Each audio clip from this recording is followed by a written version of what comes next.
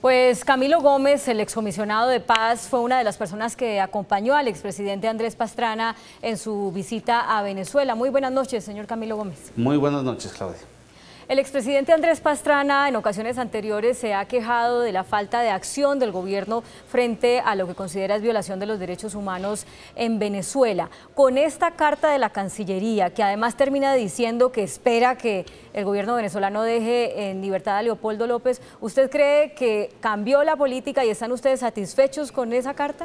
Bueno, este es un primer pronunciamiento de la Cancillería, un poco más tarde de lo que se hubiera esperado, pero monta sin duda alguna un cambio, inicia un proceso que no se puede quedar acá. El problema de Venezuela es mucho más complejo, hay 5 millones de colombianos que están involucrados en Venezuela, viven en Venezuela y que los afecta el problema de la democracia en Venezuela y el problema económico en Venezuela.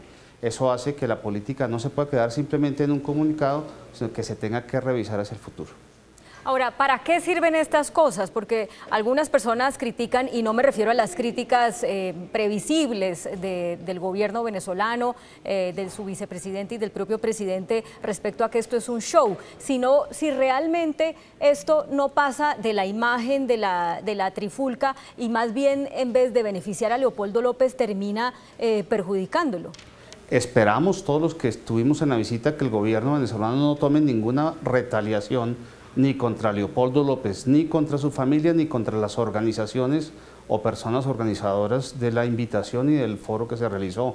Desde luego sirve la presencia de 3 expresidentes latinoamericanos y la posición de Chile y de Colombia, de sus gobiernos y de sus congresos. Ya por ejemplo en Colombia el Partido Conservador, al igual que en Chile, un grupo de parlamentarios apoyaron la misma medida.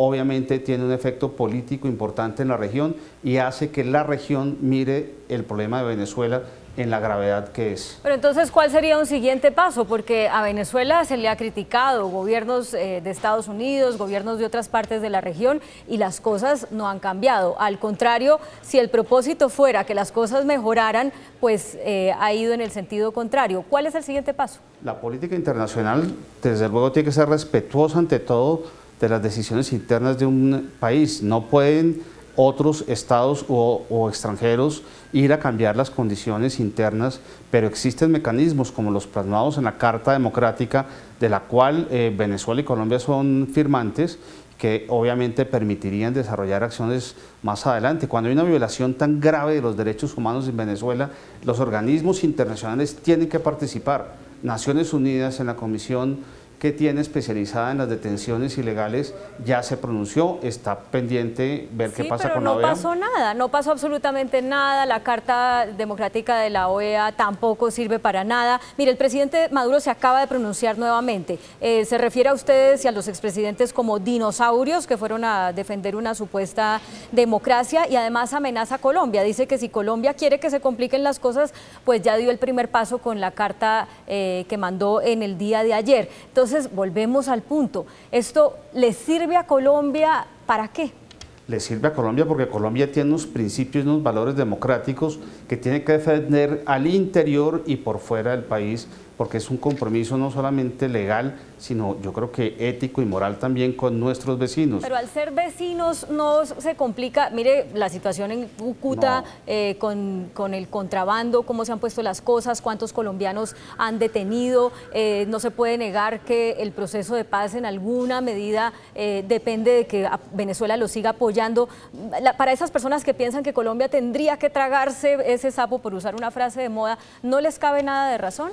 No, yo creo que las condiciones democráticas de Venezuela son tan complejas y la situación humanitaria de los colombianos que viven en Venezuela es tan complicada que necesariamente Colombia tiene que pensar qué pasos va a seguir dando. Obviamente la solución final la tendrán los venezolanos dentro de su propia constitución, porque nadie está abogando por salidas distintas. Pero lo primero que tiene que hacer el gobierno y el pueblo colombiano es solidarizarse con los demócratas de Venezuela y segundo, darle la mano a los colombianos que están pasando serias angustias. Es que no les venden comida a los colombianos, Claudia. Es una situación muy grave que va a generar complicaciones humanitarias en la frontera con un volumen importante de estos colombianos o de venezolanos que no tienen que comer. Bueno, pues así es como están las cosas y por supuesto esta visita ha renovado las expectativas respecto a lo que, o al menos las de quienes quieren un cambio en Venezuela. Muchas gracias por atendernos, señor Camilo Gómez. Buenas noches. Buenas noches.